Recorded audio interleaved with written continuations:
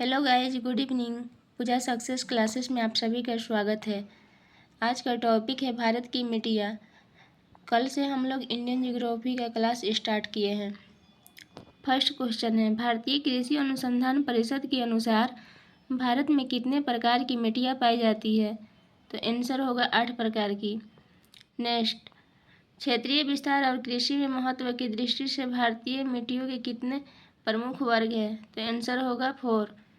Next, Bharat में सबसे अधिक उपजाऊ मृदा कौन सी है? तो आंसर होगा जलोढ़ मृदा।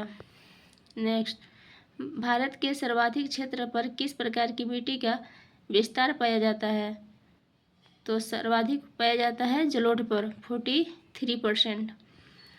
5 नंबर क्वेश्चन है, क्षेत्रफल के आधार पर भारत की मिट्टियों का सही अवरोही क्रम क्या है?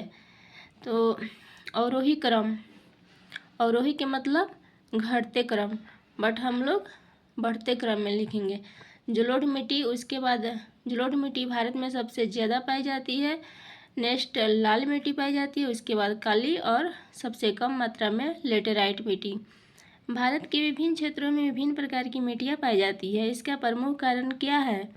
तो आंसर होगा जलवायु संरचना एवं उच्चावच की विविधता। नेक्स्ट क्वेश्चन है, तटीय मैदानों और उत्तर भारत के मैदानों में उत्कृष्ट मृदा है, कौन सी मृदा है? तो जलोढ़ मृदा है। नेक्स्ट क्वेश्चन है, नवीन जलोढ़ मृदा को अन्य किस नाम से जाना जाता है? तो आंसर होगा खादर। नेक्स्ट क्वेश्चन है, पुरानी मिट्टी को अन्य किस नाम से जाना जाता है? तो आंसर होगा बांगर। भारत के उत्तरी मैदान की मृदा सामान्यतः कैसी बनी हुई है? तो आंसर होगा अपरदन द्वारा।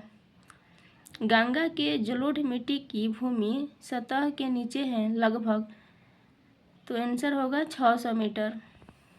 नेक्स्ट क्वेश्चन है कि गंगा के मैदानों की पुरानी कछारी मिट्टी क्या कहलाती है?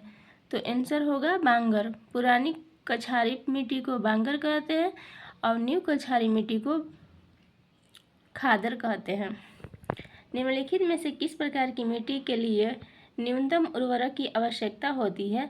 तो जलोढ़ मिट्टी के लिए। नेक्स्ट क्वेश्चन है, गंगा के मैदान की पुरानी कछारी मिट्टी कहलाती है? तो बांगर कहलाती है। भारत के समस्त स्थल भाग का कितना प्रतिशत जलोढ़ मिट्टी से ढका रहता है?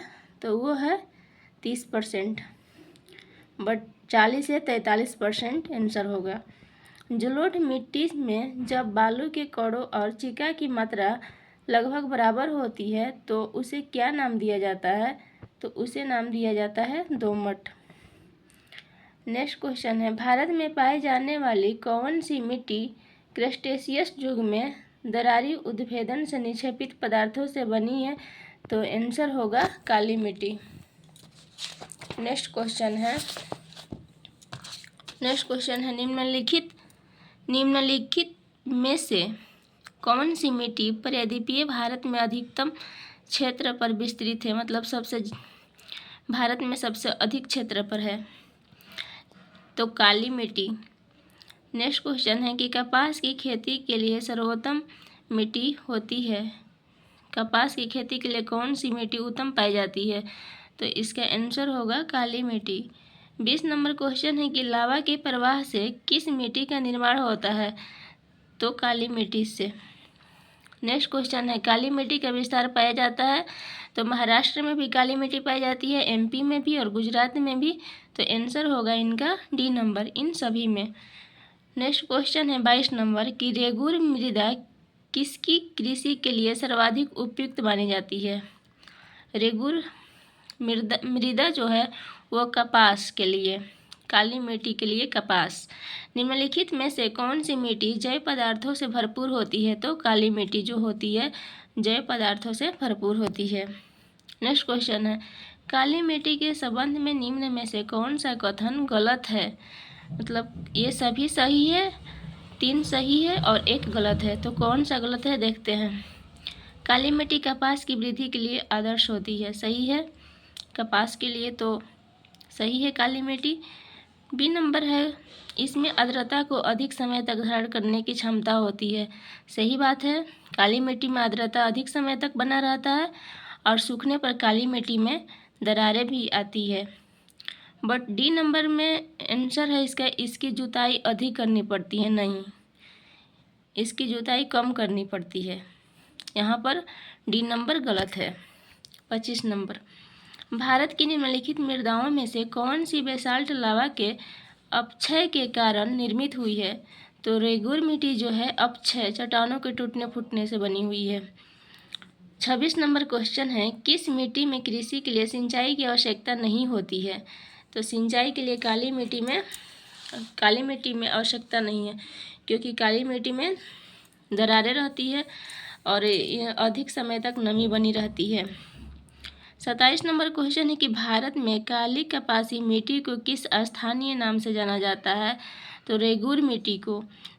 28 नंबर क्वेश्चन है, निम्नलिखित में से किस मिट्टी के बारे में यह कहा जा सकता है कि इसकी जुताई स्वतः होती रहती है? तो काली मिट्टी के बारे में कहा गया है, आंसर होगा। 29 नंबर क्वेश्चन है कि भारत में लाल मिट्टी का सर्वाधिक विस्तार पाया जाता है। लाल मिट्टी किस राज्य में पाई जाती है? तो आंध्र प्रदेश एवं तमिलनाडु में। 30 नंबर क्वेश्चन है, प्रदीपीय भारत में क्षेत्रीय मृदा के निम्न प्रकारों में से कौन सा है? तो वो है लाल और पीली मृदा। 31 नंबर क्वेश्चन है, तमिलनाडु के 2/3 क्षेत्र पर किस मिट्टी का विस्तार पाया जाता है? तो होगा आंसर लाल मिट्टी। 32 नंबर क्वेश्चन है कि लाल मिट्टी के संबंध में कौन सा कथन गलत है, असत्य है? तो ए नंबर दिया गया है कि लाल ऑक्साइड की उपस्थिति के कारण इसका रंग लाल होता है, बिल्कुल सही है। यह शुष्क और आर्द्र क्षेत्रों में पाई जाती है, यह भी सही है। और यह अधिकांशतः तमिलनाडु और आंध्र प्रदेश में पाई जाती है, तो यह भी सही है। यह मिट्टी नदी घाटियों में पाई जाती है, नहीं, ये गलत है। लेटेराइट मिट्टी महत्वपूर्ण रूप से पाई जाती है, कहाँ पाई जाती है लेटेराइट? तो मालाबार तटीय क्षेत्र में। 34 नंबर क्वेश्चन है, किस मिट्टी में लोहे और एल्युमिनियम की ग्रंथियाँ पाई जाती है? तो आंसर होगा लेटेराइट मिट्टी। लेटेराइट मिट्टी का प्रधान क्या है? तो आंसर होगा मालाबार तटीय प्रदेश में। नेक्स्ट क्वेश्चन है कि भारत में निम्नलिखित में से कौन सी मिट्टी समूह लोहे का अतिरेक होने के